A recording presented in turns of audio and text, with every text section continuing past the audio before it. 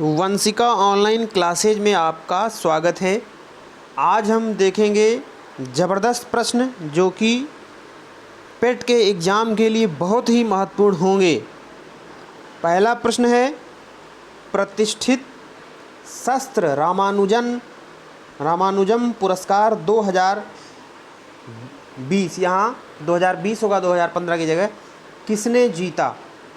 तो ये पुरस्कार 2020 जो है साई एवरा ने जीता।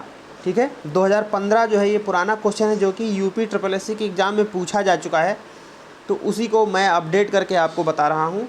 तो 2020 का प्रतिष्ठित शास्त्र रामानुजम पुरस्कार जो है डॉक्टर साई एवरा ने जीता है। ठीक है, रामानुजम के जन्मदिवस पर जो कि 22 दिसंबर को मनाया जाता है, यह पुरस्कार जो है प्रदान किया जाता है।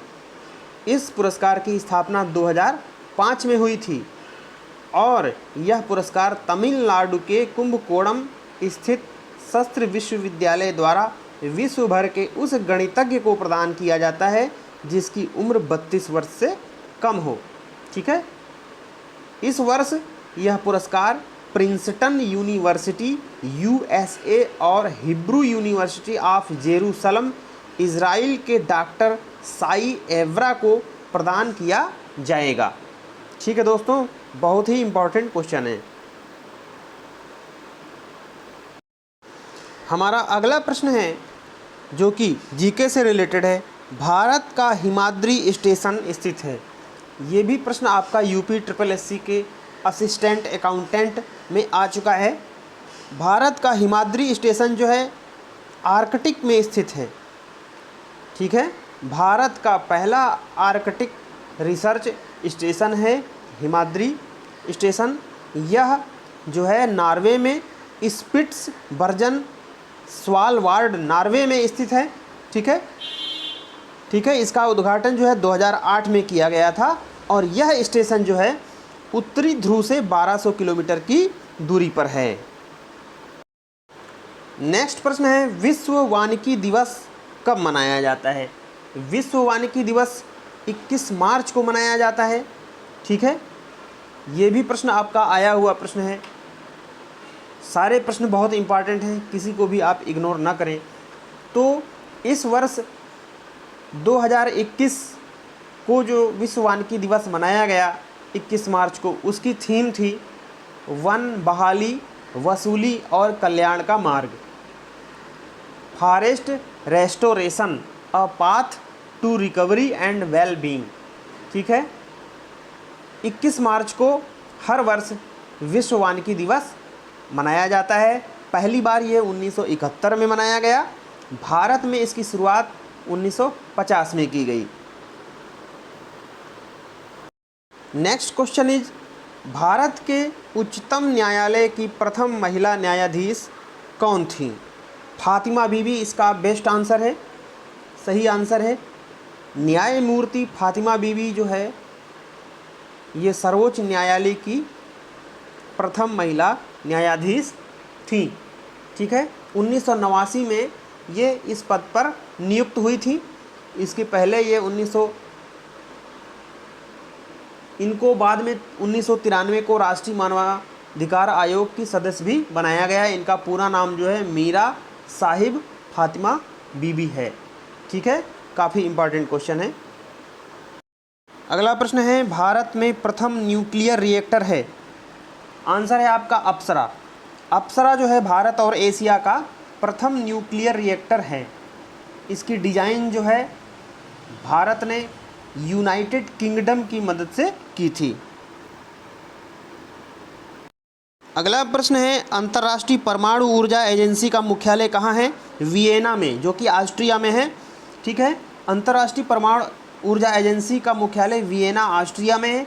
स्थापना इसकी कब हुई थी? 29 जुलाई 1957 को हुई थी। इसका कार्य है परमाणु ऊर्जा का शांतिपूर्वक प्रयोग स्थापित करना। ठीक है, 167 जो है इसके सदस्य देश हैं। नेक्स्ट क्वेश्चन, उत्तरी ध्रुव पर पहुंचने वाली पहली प्रथम महिला कौन थी? आंसर है श्रीमती कैरोलाइन मिकेलसन, ठीक है। ये डेनमार्क उत्तरी ध्रुव पर पहुंचने वाली प्रथम महिला हैं। बछेंद्री पाल जो है ये प्रथम भारतीय हैं। बछेंद्री पाल एवरेस्ट पर चढ़ने वाली प्रथम भारतीय महिला हैं, विश्व की 5वीं हैं, ठीक है। तथा फ्रान फिप्पस जो है ये दक्षिणी ध्रुव पर पहुंचने वाली प्रथम महिला हैं। तो यहाँ से कई प्रश्न निकल रहे हैं। उत्तरी ध्रुव पर पहुंचने वाली प्रथम महिला श्रीमती कैरोलाइन मिकेलसन और दक्षिणी ध्रुव पर पहुंचने वाली प्रथम महिला श्रीमती फ्रान फिप्पस, ठीक है। और बछेंद्री पाल जो है वो एवरेस्ट पर चढ़ने वाली भारत की प्रथम महिला और विश्व की 5वीं महिला। तो काफ़ी इम्पोर्टेंट प्रश्न है ये। अगला प्रश्न है, विश्व का सबसे ऊंचा झरना कहाँ स्थित है? वेनेजुएला में स्थित है, ठीक है। विश्व का सबसे ऊंचा झरना एंजल्स झरना 979 मीटर ऊंचा है। कानियामा राष्ट्रीय उद्यान बोलीवर वेनेजुएला में स्थित है, ठीक है। और साउथ अफ्रीका का तुगेला झरना विश्व का दूसरा सबसे ऊंचा झरना है। अगला प्रश्न, क्रीमी लेयर किससे संबंधित है? तो क्रीमी लेयर सामाजिक एवं आर्थिक हालात से संबंधित है। क्रीमी लेयर शब्द जो है 1971 में सत्तानाथन आयोग ने दिया था। यह सामाजिक एवं आर्थिक हालात से संबंधित है। इस शब्द का प्रयोग अन्य पिछड़ा वर्ग के अमीर और शिक्षित परिवारों के लिए इस आयोग ने किया। हमारा प्रश्न है, लाल बहादुर शास्त्री स्टेडियम कहाँ स्थित है? हैदराबाद में स्थित है, ठीक है। लाल बहादुर शास्त्री स्टेडियम फुटबॉल और क्रिकेट का फतेह मैदान के नाम से इसे जाना जाता था। ये तेलंगाना के हैदराबाद में है। इस स्टेडियम का नाम 1967 में बदल दिया गया था। बदलकर पूर्व प्रधानमंत्री के नाम पर लाल बहादुर शास्त्री स्टेडियम रख दिया गया था। पहले इसका नाम फतेह मैदान था, ठीक है। हमारा अगला प्रश्न है, महात्मा गांधी भारतीय राष्ट्रीय कांग्रेस के अध्यक्ष किस वर्ष बने? बताइए। 1924 में ये भारतीय राष्ट्रीय कांग्रेस के अध्यक्ष बने। 40वां कांग्रेस का अधिवेशन था, ठीक है। ठीक है दोस्तों, इसके अलावा भारतीय राष्ट्रीय कांग्रेस की स्थापना कब हुई थी? 28 दिसंबर 1885 को हुई थी, ठीक है। इसके जो अध्यक्ष थे व्योमेश चंद्र बनर्जी थे। इसके पहले अध्यक्ष व्योमेश चंद्र बनर्जी थे। इसके और भी अधिवेशन पूछे जाते हैं। 1923 विशेष अधिवेशन दिल्ली में हुआ, अबुल कलाम आज़ाद जी इसके अध्यक्ष थे। 1923 39वां अधिवेशन मौलाना मोहम्मद अली, ठीक है। 1922 38वां, 1925 41वां, 1923 में 2 हुए हैं। तो लगभग इसके 72 अधिवेशन हुए हैं, ठीक है दोस्तों। इसके 57 अधिवेशन हुए हैं, ठीक है। तो भारतीय राष्ट्रीय कांग्रेस से जुड़े काफ़ी प्रश्न एग्ज़ाम में आते हैं, ठीक है। तो इसको आप जो है अच्छे से तैयार कर लें, ठीक है। 1909 में भारतीय राष्ट्रीय कांग्रेस के लाहौर अधिवेशन की अध्यक्षता किसने की थी? ये भी क्वेश्चन आया हुआ है। मालवीय जी ने की थी। कांग्रेस के पहले अधिवेशन के समय ब्रिटिश भारत का वायसराय कौन था? लॉर्ड डफरिन था, ठीक है, लॉर्ड डफरिन। 1884 ईस्वी में लॉर्ड रिपन के बाद भारत का वायसराय बनकर लॉर्ड रिपन जो है आया, ठीक है। 1884 से 1888 तक यह भारत का वायसराय तथा गवर्नर जनरल रहा। भारतीय राष्ट्रीय कांग्रेस की स्थापना 28 दिसंबर 1885 में हुई।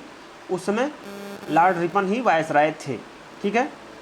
ये एक प्रश्न आता है कि भारतीय राष्ट्रीय कांग्रेस 2 भागों में विभाजित हो गया।